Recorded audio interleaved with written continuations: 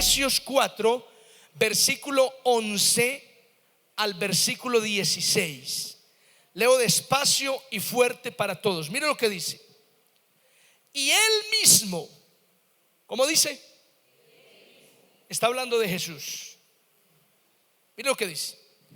Y él mismo constituyó a unos apóstoles, a otros profetas, a otros evangelistas, a otros pastores y maestros, a fin de perfeccionar a los santos para la obra del ministerio, para la edificación del cuerpo de Cristo, hasta que todos lleguemos a la unidad de la fe y del conocimiento del Hijo de Dios, a un varón perfecto, a la medida de la estatura de la plenitud de Cristo, para que ya no seamos niños fluctuantes, llevados por doquiera de todo viento de doctrina, por estratagema de hombres que para engañar emplean con astucia las artimañas del error, sino que siguiendo la verdad en amor crezcamos en todo en aquel que es la cabeza, esto es Cristo, de quien todo el cuerpo, bien concertado y unido entre sí por todas las coyunturas que se ayudan mutuamente según la actividad propia de cada miembro, recibe su crecimiento para ir edificándose en amor. Amén. Diga conmigo: Padre celestial, hoy creo que esta palabra la has traído para mí. La necesito y la recibo en el nombre de Jesús. Amén. Muy bien, mis amados, a través de este pasaje bíblico quiero compartir una enseñanza que he llamado cristianos a la medida. Oiga, mire cómo se llama esto. El mensaje se llama cristianos a la medida. Mire el que está a su lado, dígale: hoy vamos a hablar de cristianos a la medida. Pregúntele, ¿usted está a la medida? Pregúntele así: ¿usted está a la medida? Ese es el mensaje de hoy: cristianos a la medida. Y voy a comenzar de esta manera. Dos viejitos, bueno, dos ancianos, para que sea más. Dos ancianos estaban sentados en el parque conversando. De pronto pasa un joven por enfrente de ellos, y el primer anciano se queda mirándolo, observando cómo camina el joven. De pronto el anciano dice: ese muchacho que va allá se ve que estuvo en el ejército. El segundo anciano le pregunta: ¿y usted por qué dice eso? Y el primer anciano responde: porque su manera de caminar lo delata. Mis amados, qué bueno que cuando la gente lo vea a usted, de inmediato diga: esa persona que vaya se ve que es cristiana. ¿Por qué? Porque su comportamiento, sus actitudes, sus principios lo delatan. ¿Cuántos dicen amén a eso? Amén. Qué bueno que su comportamiento, sus actitudes y sus reacciones den cuenta, donde quiera que usted vaya, de que usted es cristiano. Eso es muy importante. Ahora, en el pasaje que leímos, el apóstol Pablo le está presentando a los creyentes una de las metas que el Señor tiene para todos sus hijos. Escuchen eso. Dios tiene muchas metas, muchos anhelos para con todos nosotros, pero una de esas metas la podemos ver en el pasaje que leímos. Y de hecho es, a mi juicio, una de las metas más importantes para todo cristiano. ¿Cuál es esa meta? En palabras del apóstol Pablo, la meta del cristiano es crecer a la estatura de la plenitud de Cristo. Escuche pues, esa es una de las metas más importantes en la fe cristiana. Que todo hombre, mujer, niño, joven, adulto, anciano que cree en el Señor crezca a la medida, a la estatura de la plenitud de Cristo. Pastor, ¿y eso qué significa? Mírenme acá. Eso significa que todo creyente debe ser como Jesús. ¿Cuántos dicen amén a eso? Mira que está sola, dígale: usted debe ser como Jesús. Usted debe ser como Jesús. Ahora pregunto: ¿somos como Jesús? La respuesta de muchos tiene que ser no. No, pastor, yo todavía no soy como Jesús. De hecho hay gente aquí que dice: uy, si ese es cristiano. Yo y Jesús mismo, ¿sí o no? La respuesta de muchos es no. Pero mire, la meta que Dios tiene con usted es que usted cada día se parezca más a Jesús, que usted alcance la estatura de Cristo, la medida de Cristo. Cuando hablamos de cristianos a la medida, estamos hablando de cristianos a la medida de Cristo. En otras palabras, que usted no se compare con nadie. Oiga, y qué importante esto. Mire, fundamental que usted no se compare con nadie, no se compare con nada ni con nadie. Es lo peor que podemos hacer, compararnos con otros. Además, porque cuando nosotros nos comparamos, siempre nos comparamos con alguien que está más mal que uno, para que uno quede bien. Uno nunca se compara con alguien que vive mejor que uno, porque uno sabe que pierde. Por eso siempre uno, cuando se compara, uno dice: no, pero yo comparado con el mono Jojoy, yo soy muy bueno. Siempre nos comparamos con alguien que está más mal. No se compare con nadie. Y el día que quiera compararse, compárese con Jesús. ¿Cuántos dicen amén? Dígale que está hablando: compárese con Jesús. Oiga, a ver dónde queda. Compare con Jesús, a ver dónde queda. Entonces, Jesús es el modelo que todos los creyentes tenemos. Jesús es el ejemplo a seguir de todos los hijos de Dios. Jesús es para los cristianos la perfección. Esa es la medida. Cristo. Sea como Cristo, sea como Jesús. Y mire, a mí personalmente me encanta esta meta que Dios le pone a todos los cristianos: ser como Jesús. Porque con esta meta tiene que acabarse el cuentico de: es que yo nací así y así me moriré. Falso.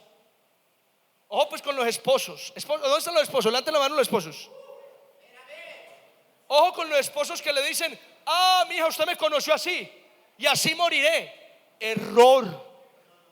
Vieja, pero esposas, agárrenla pues, denle un codazo al esposo y lo tienen. Que si a la próxima el esposo le sale con esa, usted lo agarra de las greñas y lo sacude y le dice: ¿usted es que no escuchó al pastor o qué? Esa excusa ya no. Oiga, y terrible, hermanos. Esposos mala clase de toda la vida y nunca cambian eso, nunca. Terrible. Si es cristiano, usted tiene que perseguir esta meta. Que era mala clase ayer, hoy no. Hoy ya cambié mis actitudes. Ahora, pero para ellas también hay. Digan los hombres, amén. Ahora el hombre codé. La mujer también tiene que mejorar. No, es que yo desde chiquita la cantaletosa en mi casa. Yo era rabalera y peleona. Así era desde que estaba en mi infancia. Así me conoció. Yo revolvía el sancocho con la mano de lo brava que era. Me quitaba los calzones así con los tacones. Terrible, ¿sí o no? Escupía plomo. Y qué miedo, hermano, una mujer así, ¿sí o no? Pero mire, no. Esta meta que la Biblia nos enseña tiene que tumbar esas excusas. Tiene que tumbar esos pretextos que sacamos. Usted me conoció así. Mire, convengamos en algo.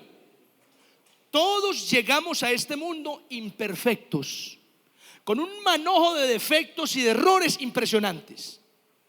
Pero si usted le entrega su vida a Cristo, la meta es salir de este mundo en las mejores condiciones, perfecto, pareciéndose lo más posible a Jesús. ¿Cuántos dicen amén a eso? Eso. Entonces, el que ayer estiraba trompa, perdónenme las expresiones tan de nosotros, sino tan escuetas, pero que ayer tiraba trompa ahí frente al televisor y no le hablaba a nadie, hey, ya mañana tiene que tener otra actitud, o le mochamos las trompas pues.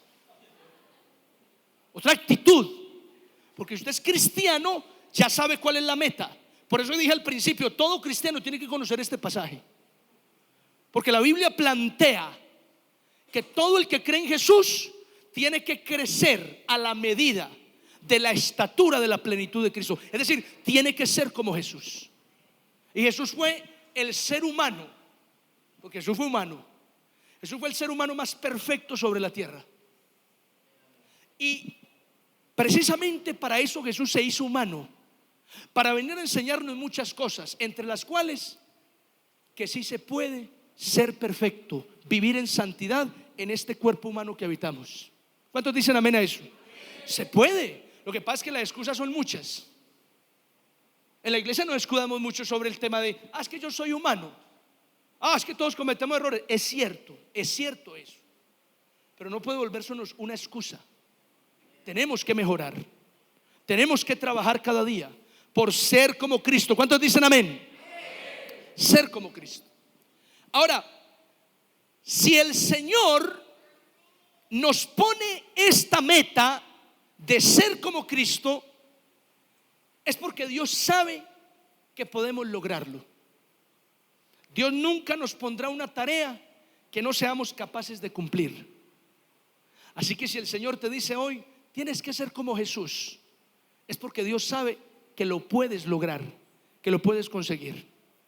Y me encanta esto, ser como Jesús, porque Jesús, mis amados, es la perfección en todos los sentidos.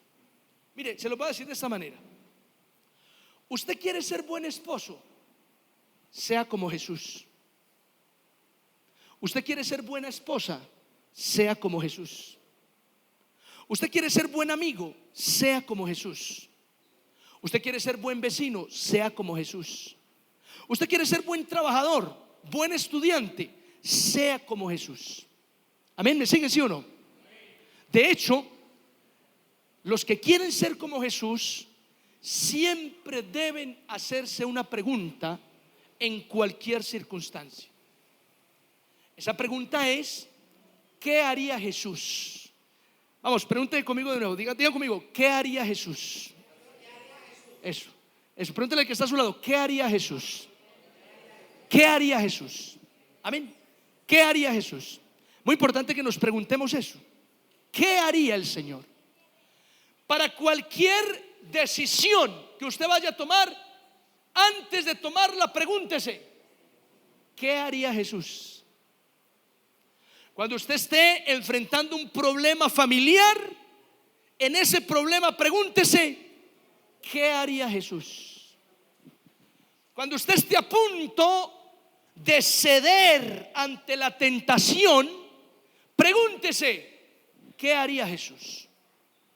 Cuando a usted está que lo convencen esos amigos que no edifican, invitándolo para hacer algo que no conviene, pregúntese: ¿qué haría Jesús? Cuando sus amigos vienen a proponerle cosas que a usted le ha gustado, pregúntese: ¿qué haría Jesús?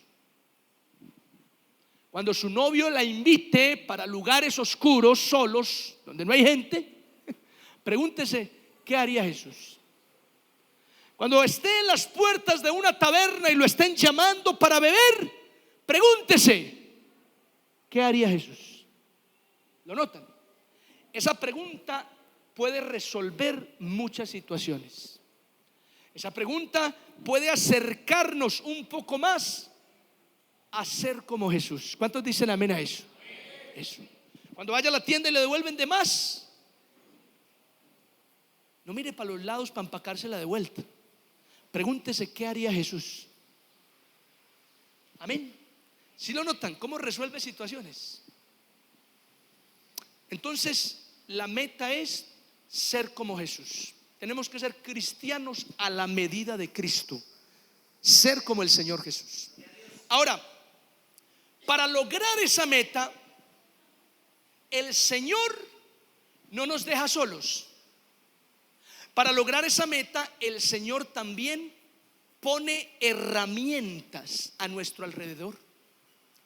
Y esas herramientas, para ser específicos, tienen que ver con 5 ministerios.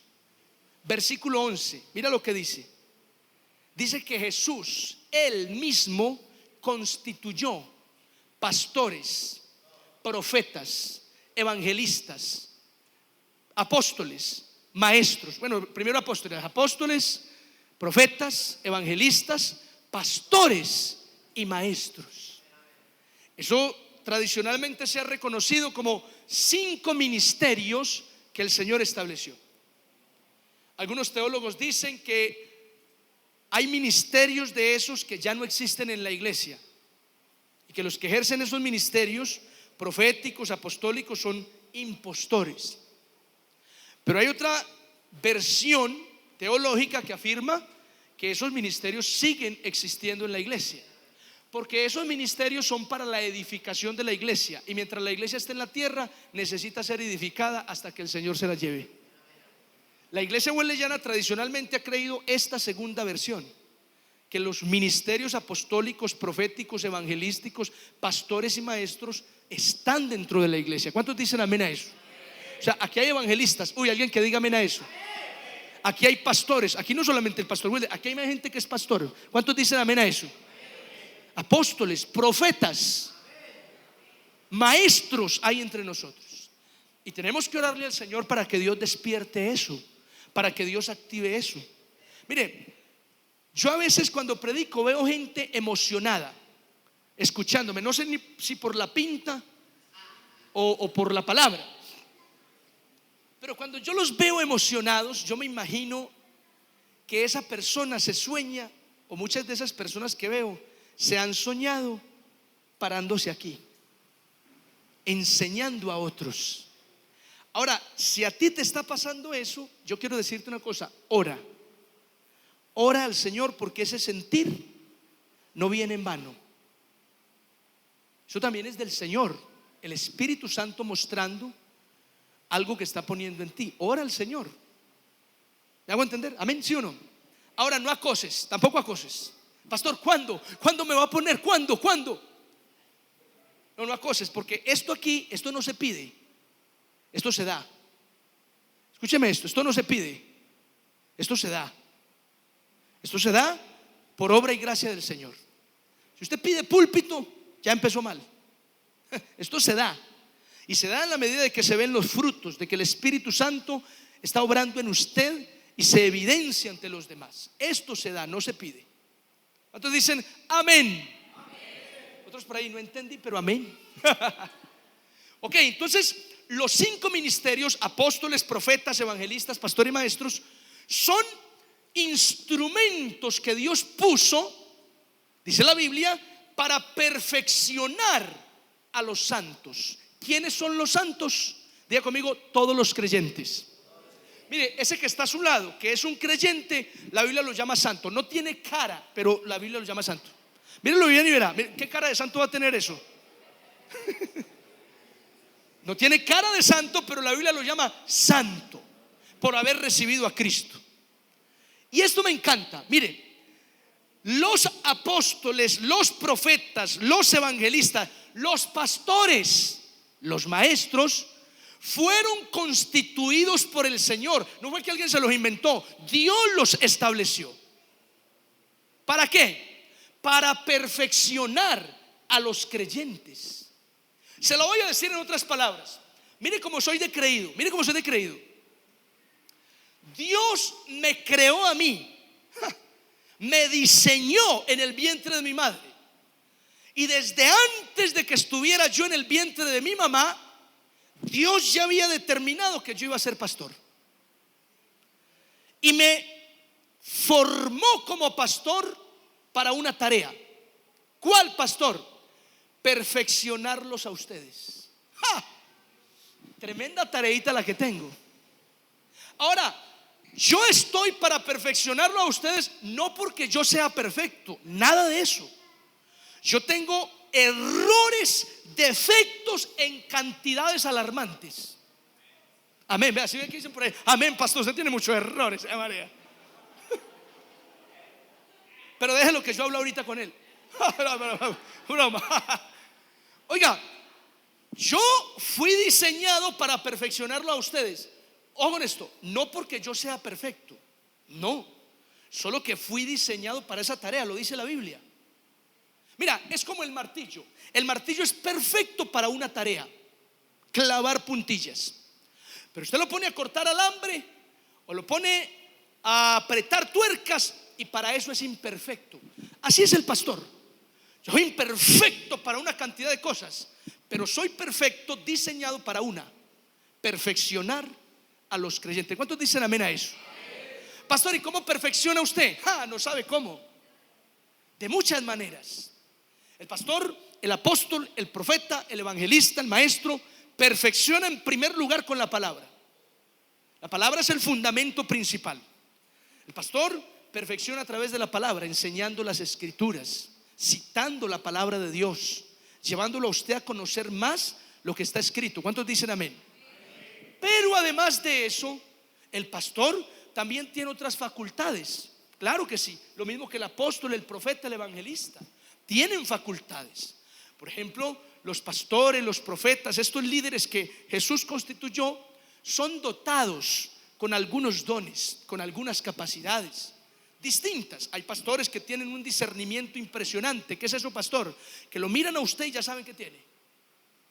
Que lo miran a usted y ya sabe qué hizo.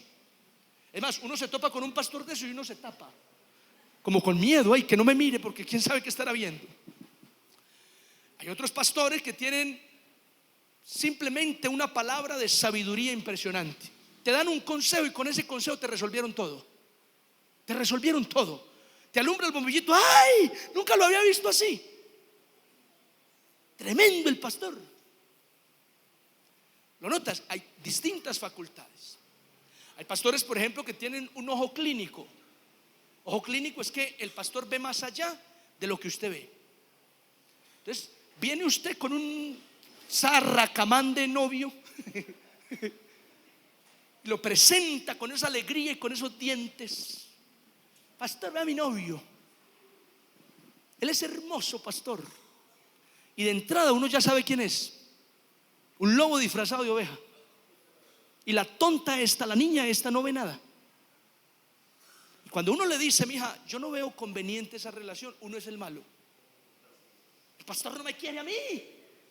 No me voy para otra iglesia, porque aquí no hay más cristianas así como estas, y no me iba para allá. Porque el pastor me aborrece a mí, a todos les tira bien y a mí me tira duro. Piensa lo que quiera ahí. Pero pasa. Porque esa es otra de las maneras en las que el pastor perfecciona. Por eso, si en algún momento el pastor necesita meterle una peinada a usted, recíbala con amor. Pastor, ¿y qué es una peinada? Vea, se la va a ilustrar. Le voy a ilustrar la peinada. La peinada es más que cepillar el cabello. Es como cuando el botija peina al chompiras, alistándolo para ¡pa! Una bofetada. Esa es la peinada del pastor.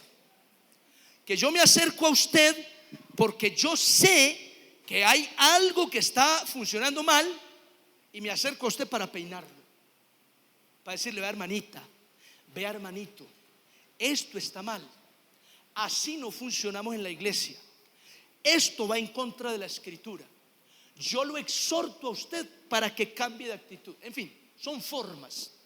Pero el pastor es un instrumento para perfeccionar. Y miren, les digo una cosa: las personas que no se dejan moldear, trabajar, perfeccionar por los líderes, por los pastores, apóstoles, profetas, maestros, aparte de que terminan siendo personas rebeldes, se convierten en personas que nunca crecen, se estancan espiritualmente, se estancan. Y vea, yo conozco en 20 años casi que llevo en el evangelio, conozco cristianos que andan de iglesia en iglesia. Esta iglesia no les sirve, se van para otra 3 meses, de allí salen porque se incomodaron, luego llegan a otra que les pareció muy bonita, pero pronto salen porque el pastor los exhortó, y están saltando de iglesia en iglesia y nunca crecen, porque son rebeldes, porque les cuesta sujetarse a los pastores. ¿Cuántos dicen ay, ay, ay? Y la Biblia enseña eso. Mire, la Biblia enseña: obedeced a vuestros pastores, porque ellos son quienes velan por vuestras almas, como quienes han de dar cuenta de ellas ante Dios. ¿Saben ustedes que yo voy a darle cuentas a Dios por ustedes? Yo voy a decirle: Señor, este número de almas usted me entregó, y vea, este es el poquitico que le devuelvo. No, pero yo debo darle cuenta al Señor por las almas que Él me entrega. Por eso la Biblia llama a todos los hermanos a que obedezcan a sus pastores. Es más, también dice la Biblia que tengan en alta estima a los pastores y que imiten su fe. Amén. ¿Cuántos dicen amén a eso? Entonces, es muy importante, mis amados, entender que Dios nos puso una meta. ¿Cuál? Ser como Jesús. Y que para esa meta Dios puso instrumentos a nuestro alrededor. Uno de esos instrumentos es el pastor. Así que, mis amados, amen al pastor con todo el corazón. Digan amén. Ya que está solo, dígale: amén al pastor. Tan vivo el pastor, yo sabía que iba a llegar allá. No. Bueno, no lo amen pues, honrenlo. Honrenlo con respeto, honrenlo con sujeción, atendiendo a los llamados del pastor. Miren, les digo una cosa. Les voy a decir una cosa, muchachos. Usted puede acercarse a cualquier líder de la iglesia que sabe que tiene dones, que el Señor lo usa de manera especial. Y aquí en la iglesia hay muchos líderes, muchas mujeres, lideresas así, que Dios las usa, que Dios se revela a través de ellas. Pero mire, yo les enseño una cosa. Usted puede recibir un consejo de una líder, pero el consejo de un líder nunca será el consejo del pastor. Escúchalo bien. El consejo de un líder nunca será el consejo del pastor. El consejo de un líder es buenísimo, de hecho, escúchelo, pero no pierda el consejo y la orientación del pastor. Y aquí hablo de algo espiritual. Podría parecer lo más fanático, pero yo creo en esto. Yo creo que Jesús constituyó a pastores, apóstoles, profetas, evangelistas, maestros, con una capacidad, con una facultad para edificar la iglesia. Y ustedes y yo somos la iglesia. ¿Me siguen, sí o no? Es decir, que en el pastor hay un no sé qué. Hay una capacidad innata dada por el Señor para edificar la iglesia. ¿Cuántos lo creen? Si no, ahorita nos damos un abrazo afuera. Pero yo creo en eso. Ahora, en esa capacidad que Dios le dio al pastor, el pastor logra orientar a las ovejas, logra orientar a los hermanos. No se pierda el consejo de un líder, porque es muy bueno, y más si son líderes llenos de frutos y del Espíritu Santo. Pero no se vaya a perder el consejo y la orientación de sus pastores, porque Dios los dotó, los llamó, los capacitó, los facultó para eso. Eso dice la Biblia. Él mismo constituyó apóstoles, profetas, evangelistas, pastores y maestros a fin de perfeccionar a los santos. Y otra cosita para ir cerrando, otra cosita. Créame que yo a usted lo amo tanto, así usted no me crea, pero yo a usted lo amo tanto que lo único que voy a querer para usted es el bien. Y que si mañana acudes a mí o a mi esposa por un consejo, y acaso el consejo que te damos no es el que tú esperabas, no es el que tú querías, ojalá no lo tomes a mal, porque nosotros queremos lo mejor para nuestros hermanos. ¿Cuántos dicen amén a eso? Es así. Es así, mis hermanos. Por otro lado, la meta del Señor para los creyentes de ser como Jesús tiene una razón de ser. Es decir, si tú preguntas esta noche, pastor, ¿y para qué ser como Jesús? ¿Para qué alcanzar esa perfección? Mira, hay muchas respuestas a esa pregunta. Hay muchas respuestas. Pero el pasaje nos menciona por lo menos una o dos respuestas de por qué ser como Jesús. Y quiero que la vean.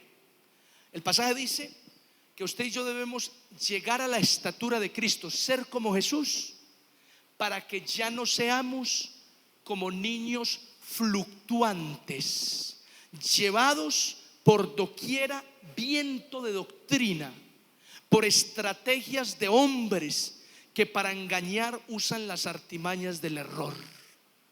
¿Sí lo notan? ¿Sí lo notan? El propósito de que tú seas como Jesús es para que dejes de ser un niño fluctuante. Un niño fluctuante se refiere a ese que hoy quiere una cosa y mañana quiere otra. A ese que hoy emprende algo pero después renuncia porque ya cambió de opinión. A ese que se para firme y parece que nada lo derriba, pero mañana cualquier viento lo sacude y lo vuelve trizas. Que ya no seamos así. Esa es una de las razones por las que tú y yo debemos ser como Jesús, para pararnos firme y que nada nos mueva, para volvernos personas de palabra, personas de compromiso, personas íntegras, personas genuinas en las que se puede confiar, personas de carácter. ¿Cuántos dicen amén a eso? No hay nada más agradable que encontrar un cristiano maduro, un cristiano que está alcanzando la plenitud de la estatura de Cristo.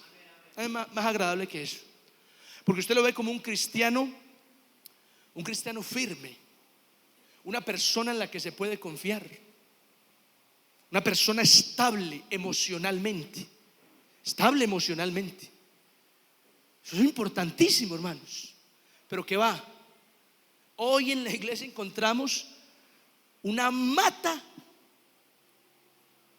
de inmadurez. Muchos cristianos todavía no estamos madurando. Todavía somos un manojo de emociones que nos llevan y nos traen. No, todavía somos una cantidad de sentimientos que se mezclan entre oscuros, buenos, negativos, malos. Todavía somos, en términos de la fe cristiana, muy inmaduros. Mire, yo conocí un señor que se fue de la iglesia porque no le celebraron el cumpleaños. Se lo cantaron a una muchacha y a los 15 días que cumplía él, no se lo cantaron a él y se fue. Se fue herido con la iglesia, diciendo que en esa iglesia no había amor. Lo que no había era pastel, porque eso era lo que quería él. Inmaduro. Otra persona que se fue ofendida con el pastor porque lo dejó con la mano estirada. Y el pastor ni siquiera tenía esa intención, porque justo cuando ella le estiró la mano llamaron al pastor. Pastor, ¿qué más? Y quedó ahí y lo interpretó de otra manera. El pastor me aborrece a mí, esta iglesia no hay amor, me voy. Inmadurez, hermano, una inmadurez impresionante. Cristianos en la iglesia que todavía asistimos con unos rencores con otros de la iglesia también. Eso también da cuenta de la inmadurez. Pastor, pues que me han herido mucho. No importa, el cristiano maduro por encima de las heridas sabe lo que tiene que hacer. Entonces, si no lo hago, da cuenta de la inmadurez. Inmadurez cristiana. En la iglesia tenemos mucha inmadurez. La iglesia hace el pastor algo que no me gusta y pego el grito en el cielo y me desanimo y no quiero volver. La iglesia, el pastor predica algo duro y algún hermano por ahí sentido con la predicación, como que cree que fue solo para él. Ay, no me gustó la predicación, voy a pedirle al pastor que me devuelvan la ofrenda, más bien, porque es que me devuelvan lo que eché. Como si pagara por la predicación. No, inmadurez en los esposos. Mire, en los esposos cristianos todavía vemos mucha inmadurez. Mire, yo aprendí algo con mi esposa. Bueno, he aprendido muchas cosas con mi esposa. Mire, yo aprendí que como esposo yo soy la cabeza del hogar. ¿Cuántos dicen amén a eso? Oh, pues yo soy la cabeza del hogar. Pero venga, ser cabeza no es mandar.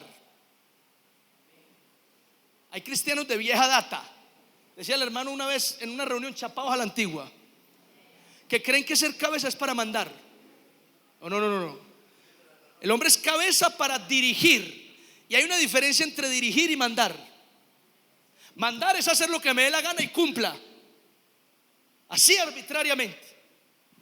Dirigir es sentarme con mi esposa y escuchar lo que ella opina, lo que ella me sugiere, porque entre otras cosas ella es ayuda idónea y a veces ve lo que uno no ve, porque uno es tarado. Ustedes no han visto que en el matrimonio los que más la embarramos somos los hombres. Los que más la embarramos somos los hombres. Las mujeres son inteligentísimas, son tremendas. Feliz día de la mujer. Las mujeres son inspiradas. Ellas saben, ellas ven, ellas sienten, ellas van un paso adelante. Yo a veces voy con una revelación impresionante a contarle a mi esposa: amor, mira lo que yo siento de parte del Señor. Es que no lo había visto. Ella hace rato ya lo había identificado. Y yo termino ahí como me dejó así, porque ellas van un paso adelante. Entonces yo soy cabeza para dirigir, mi esposa lo entiende. Decir que a la hora de tomar decisiones el líder toma una última palabra, pero siempre consulto con mi esposa, porque la opinión de mi esposa es 1A, es totalmente sabia y Dios la diseñó para eso. ¿Cuántos dicen amén a eso? Ahora, yo aprendí que como cabeza yo siempre debo tomar la iniciativa. Entonces, cuando me enojo con mi esposa, a veces mi humana condición me dice: no, yo estoy ahora buscándola, pues. No la voy a buscar más, que venga ella. Error. Porque si usted es cabeza, debe tomar siempre la iniciativa. Así que vuelva a buscarla. ¿Hasta cuándo? Siempre. Siempre búsquela. Siempre. Que si ella no lo busca, el que está creciendo espiritualmente es usted. Pero siempre búsquela, para reconciliarse, para volverle a pedir perdón, para abrazarla. Siempre búsquela. Siempre tome la iniciativa como cabeza. ¿Cuántos dicen amén? Ese temita que me busque ella. Pues si lo busca, muy bueno, pero siempre tome la iniciativa usted, porque usted es la cabeza, es el líder. Y usted como líder debe aprender a reconocer sus errores, a agachar la cabeza y decir: me equivoqué, a llevar la batuta de ese barco que se llama hogar. Amén. Es así, hermanos. Eso lo aprendí yo en oración con el Señor, porque yo le dije al Señor: Señor, pero siempre yo buscándola, pues.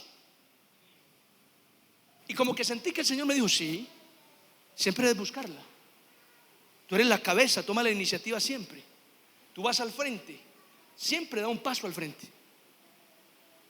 Y desde que lo hago, pues de alguna manera muchas cosas mejoraron. Amén. Entonces, mis amados, cristianos a la medida se refiere a creyentes que viven como Jesús. Una meta bastante alta, pero tenemos instrumentos que Dios puso alrededor para lograrlo. Líderes, apóstoles, profetas, pastores, maestros. Y Dios quiere que seamos como Jesús para que nos volvamos personas firmes, de carácter, no emocionales, sino maduros, que entendemos nuestro propósito, que nos volvemos personas de palabra, estables emocionalmente, aferrados del Señor, que damos una promesa y la cumplimos. Amén. Que si me caso con una mujer, esa mujer está tranquila porque sabe que se casó con un hombre idóneo, legítimo, responsable, con principios y valores, con carácter de Cristo. Que si me caso con una mujer, estoy tranquilo porque sé que esa mujer ama tanto a Jesús que se parece a Él. Y eso ya es suficiente para mí. Una mujer que se parezca a Jesús, que camine con Jesús, que quiera ser como Jesús, es para mí un premio, un regalo, porque ya entiende los valores, los principios y todo lo demás es cuento. Así que eso es lo que necesitamos. Amén. ¿Cuántos dicen amén a eso? Mire, el cristiano que crece espiritualmente, el cristiano, el creyente que vive como Jesús, que ha madurado espiritualmente, tiene evidencias. Hay evidencias en él, hay señales. Yo le voy a mencionar algunas señales rápidamente, así, como leyendo una lista. Y yo quiero que usted las escuche muy bien. Número 1, el creyente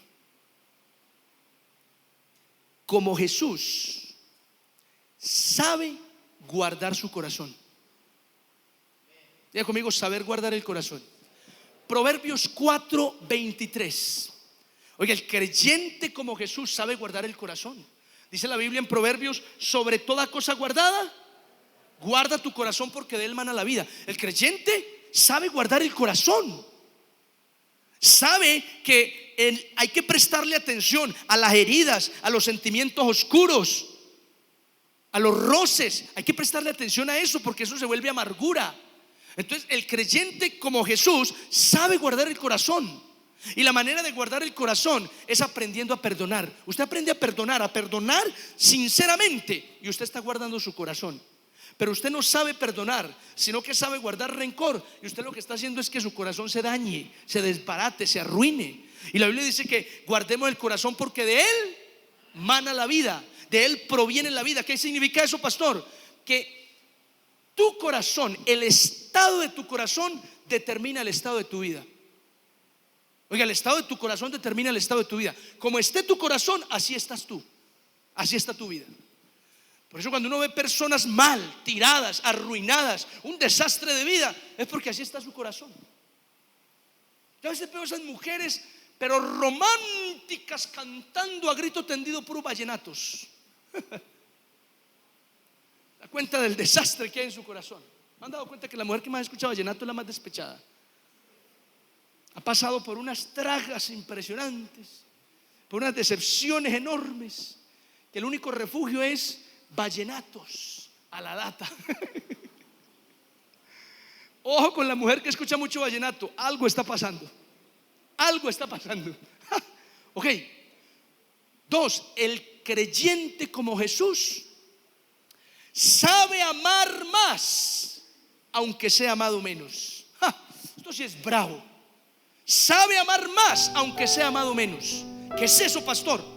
Primera de Corintios, capítulo 12.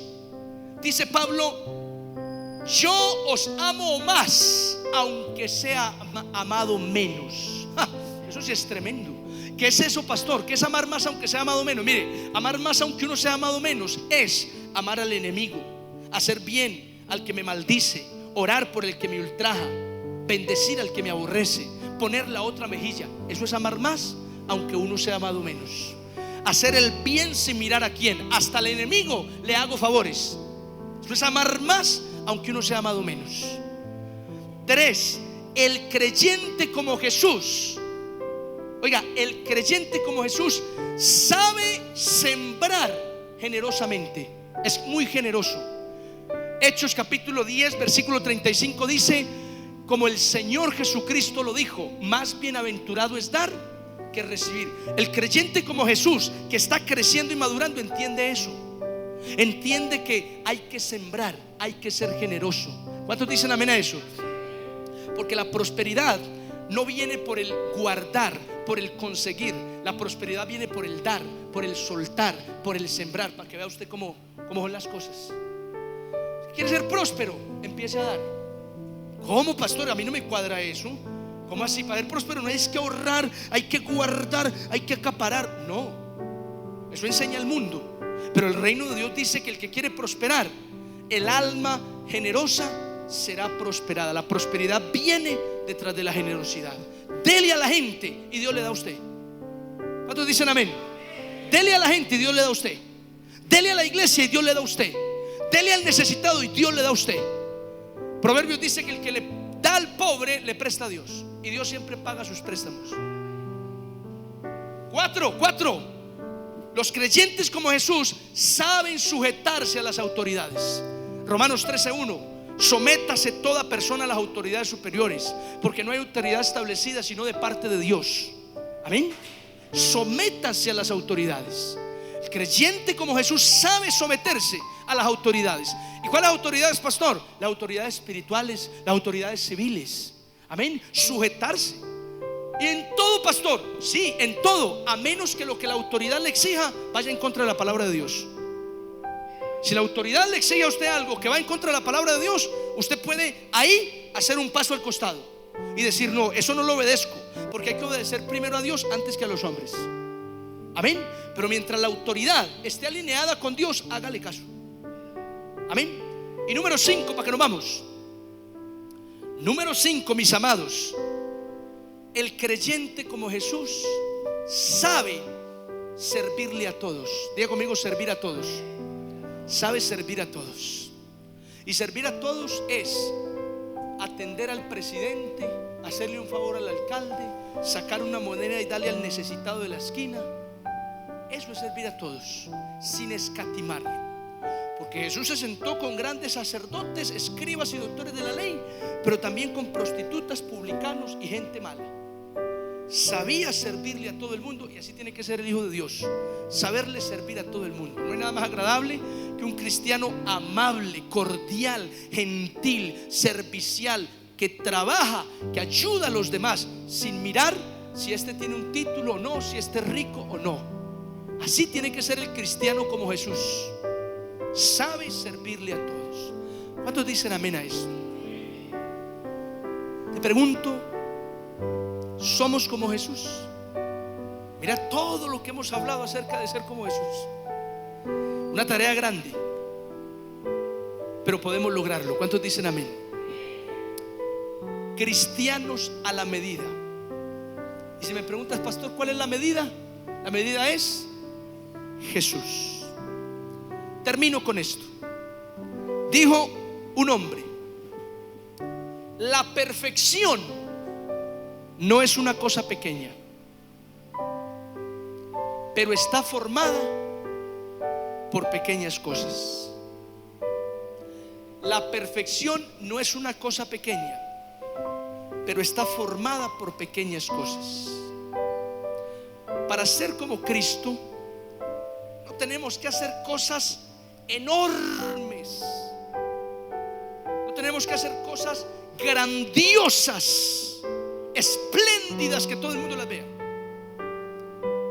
Para ser como Cristo, para alcanzar ese nivel de perfección y de madurez, podemos empezar con cosas pequeñas. ¿Cuáles, pastor? Por ejemplo, deja de decir esas mentiras que a cada rato le metes a tu niño. Cosas pequeñas. Deja de mirar tan feo cuando respondes. Deja de mirar así. Sonríe. Así tengas que obligarte, sonríe. Pero no contestes tan horrible, porque a veces no es lo que se dice, sino cómo se dice. Trabaja esa actitud, y eso te permite escalar otro poquito hacia la perfección, a ser como Jesús. Perdona. Y si te volvieron a fallar los mismos, vuélvelos a perdonar. Perdónalos otra vez. Deja de hablar tanto de tu vecina. Suéltala, déjala libre. Habla más de ti entonces, de tus errores y defectos, y eso cambiará las cosas. ¿Ven? Busca a tu esposa las veces que sea necesario. Búscala, abrázala, dile que te perdone, que la embarraste como siempre, porque soy una tarbana, amor. Me equivoco tanto que no sé ni cómo usted me aguanta. Eso puede hacer la diferencia. Permite escalar un poquito hacia ser como Jesús, hacia la perfección. Cierra tus ojos un momento y hagamos una oración.